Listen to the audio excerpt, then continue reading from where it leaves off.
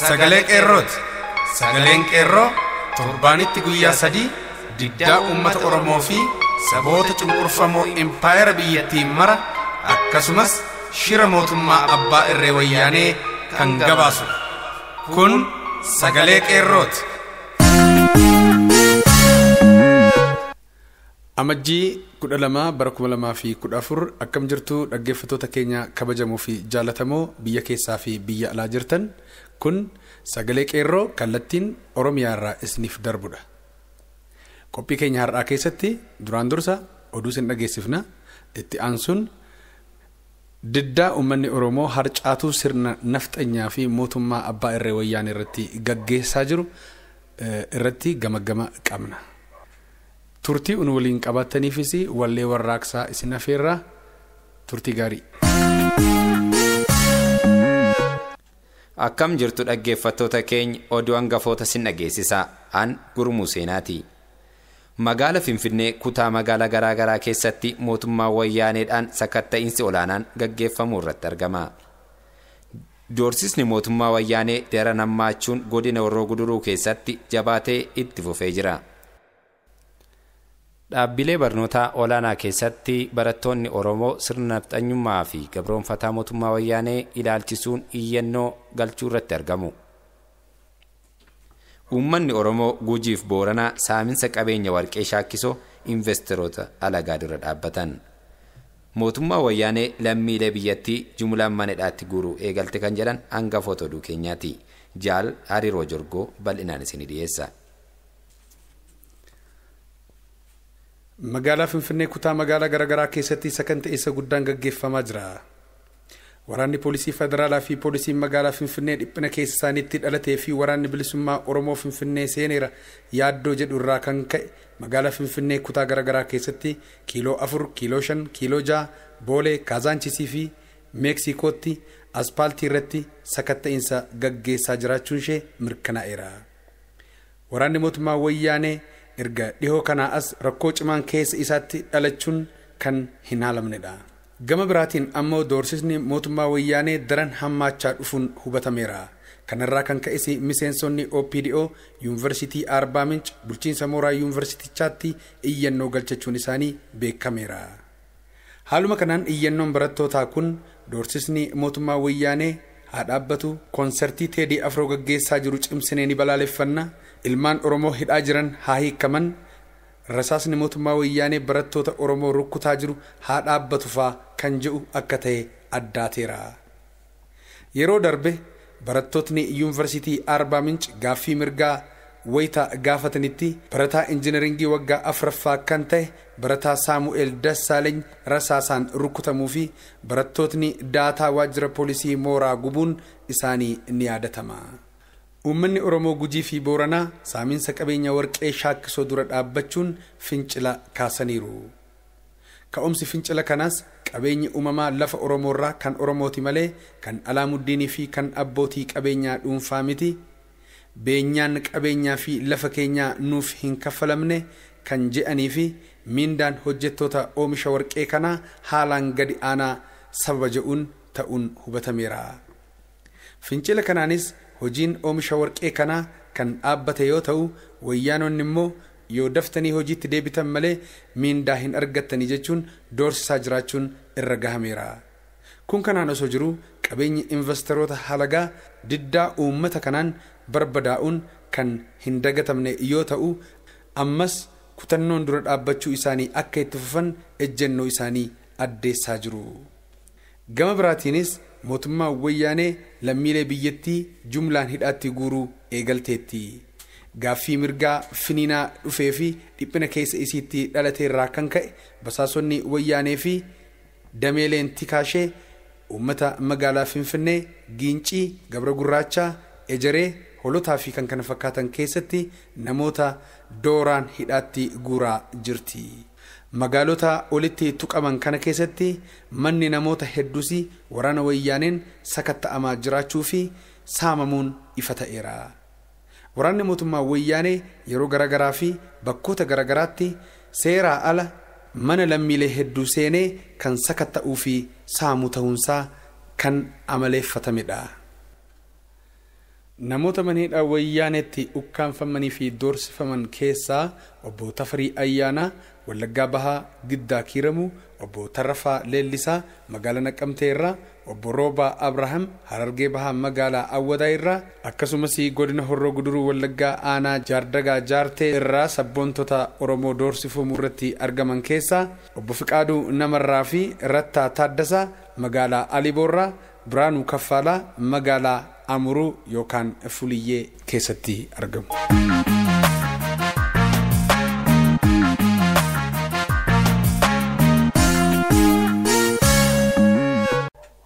Jaal Hariiroo Jorgoo hedduu galatoomfanna. Dhaggeeffattoota keenya kanatti aansuun wallee warraaqsaa Yalammii koo amma garaan na ciise reefuu jettu sinaffeera.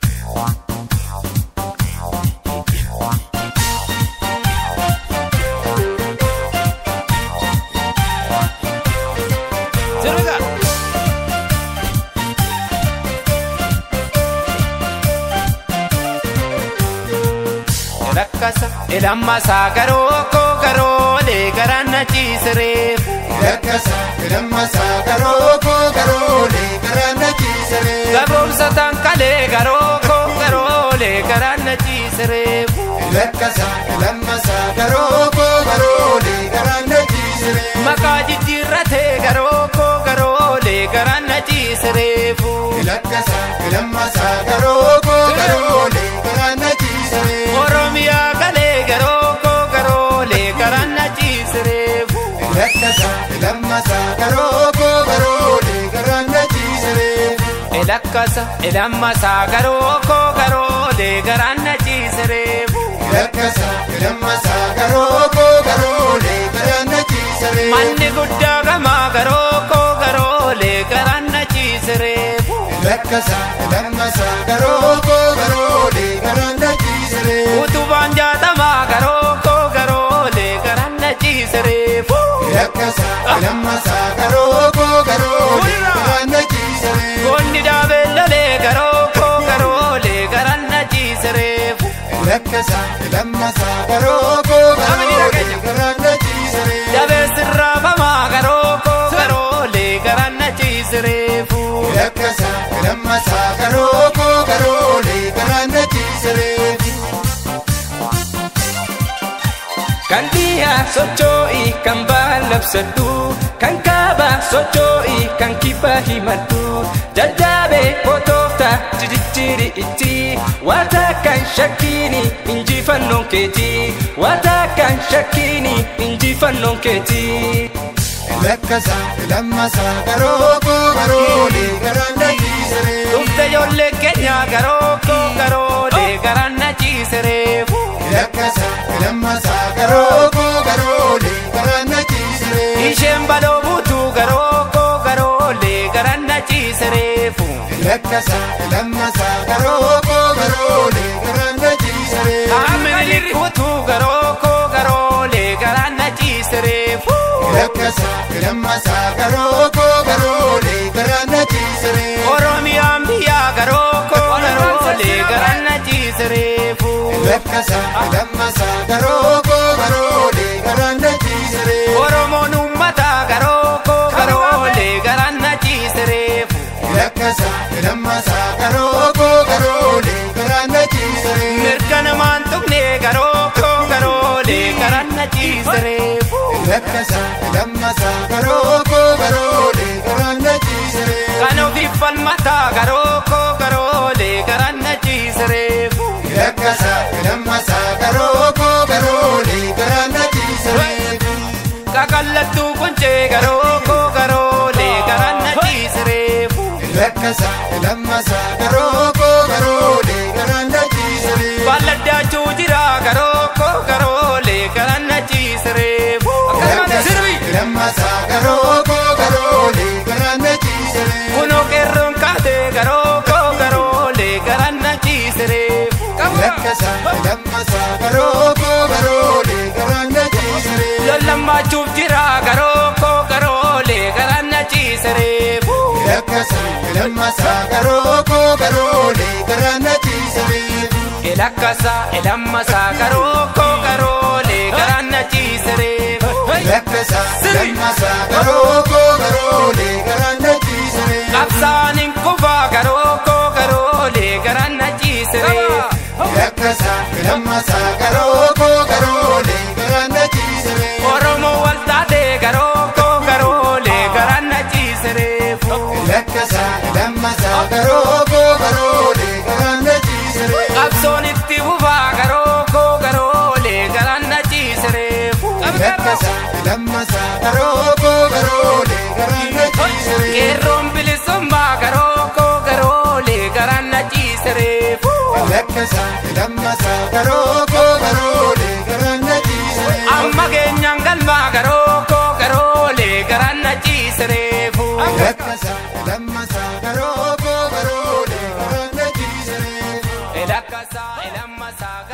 Egaa jaalallee Jorgoo qophii keenya deemsaa mootummaa wayyaanee irratti uummanni Oromoo diddaa gaggeessaa jiru keessumaa dhiyoo kana sirna nafxanyummaa irratti eegalee gaggeessaa jirurraa uummata Oromoo irraa maal hubatte deemsi kun haala akkamiitiin deemaa jira fuuldurri isaa maal fakkaata? Galatoomi jaal Gurmuu Teedii Afroo akkuma maayikii qabateen diinottan Oromoo gurguddoo kan jennu faarsuu jalqabe kanneen akka Haile Sillaasee fi Minilik fa'aa jechuudha. Gabaabinatti yoo ilaalle Haile Sillaasee jechuun nama akkamii akka ture nama mataa isaallee ganee namichi kun an nama Afrikaa miti jedhee Yihuudaa nama jecha uf jechaa ture abbaa Afrikaa jedheeti faarsuu jalqabe waanuma inni diina Oromoo ta'eef.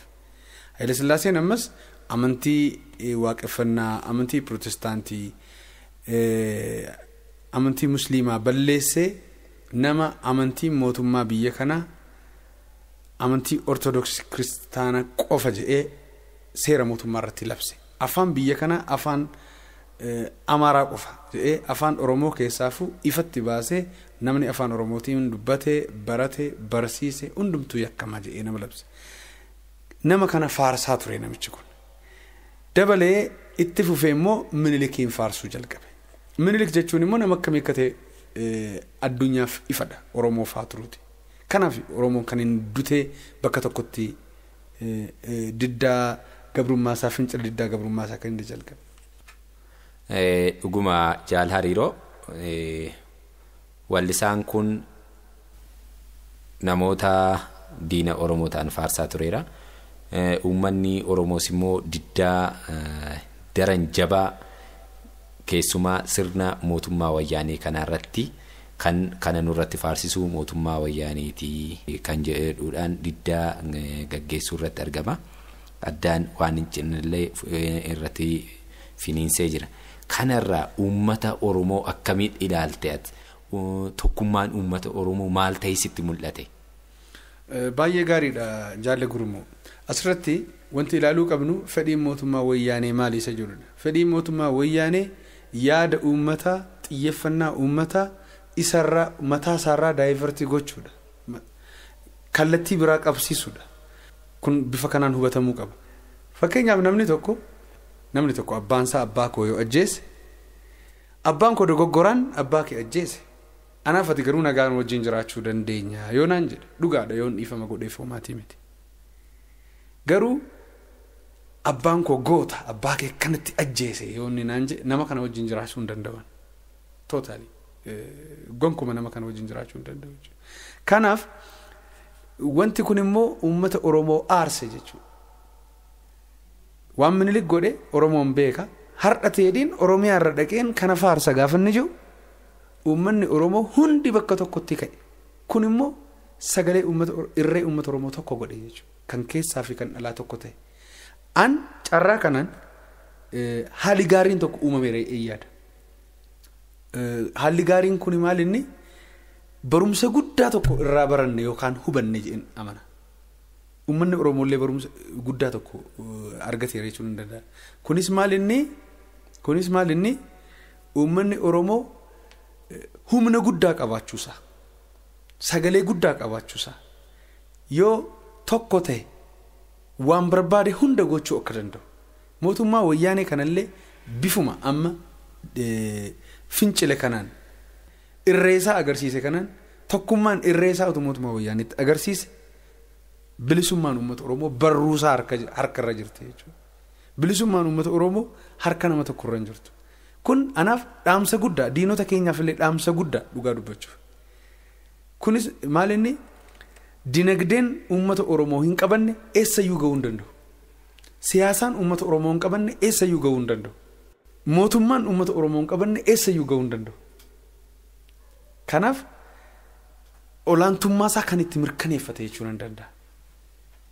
Uummanni Oromoo gara fuulduraattis immoo bifuma kanaan tokkummaa isaa eegee hawwiisa akka inni bakkaan ga'uun dhaamsa dabarsuu barbaada saba kanaan. Jaalkoo qabxii guddaa tokko kaaste. Akeekni mootummaa wayyaanee inni guddaan kallattii uummanni Oromoo kallattii ilaalcha uummata Oromoo jallisuudha jettee dubbatte. Dhuguma ammoo mootummaa wayyaanee kun bittaa umurii isaa dheeressuuf sabaaf biyyattii keessaa walitti buusaa ture.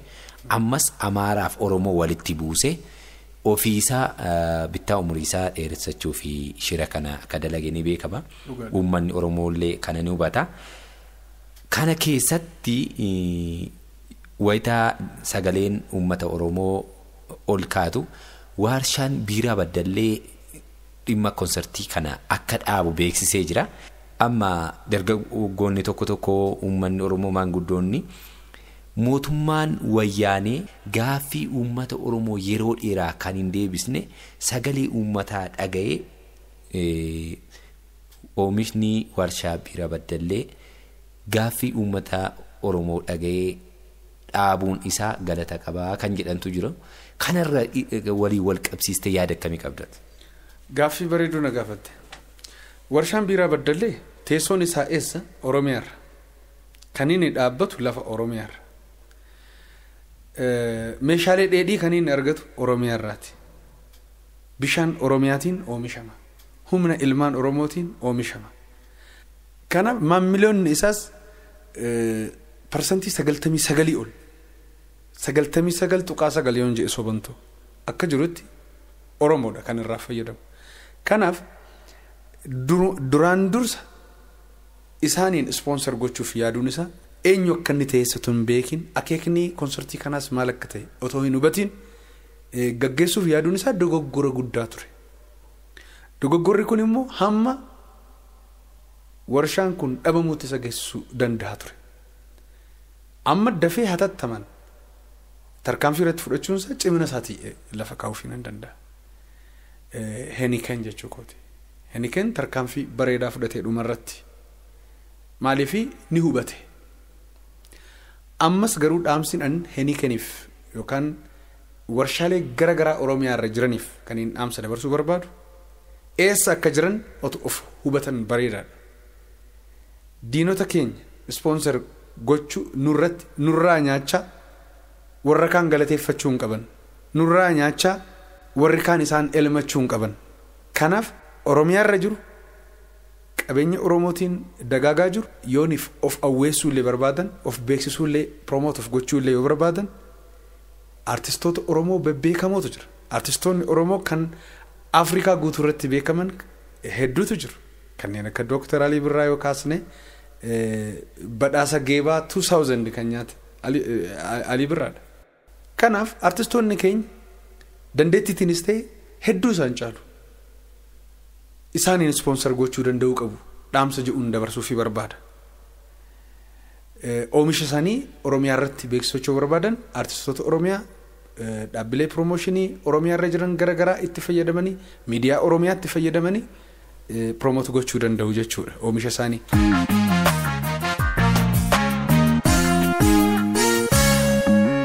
Dhaggeeffattoota keenya kanarraaf itti qophoon kanumaan raawwan qophii keenya taanu keessatti kun artistoota Oromoo keessatti maal uume kan jedhu qabannee isinii dhiyaanna. Qophiin keenyarraas kanumaan raawwata. Nagaan tura. Injifannoo uummata Oromoof gadaa bilisummaati. Sagalee Qeerroo.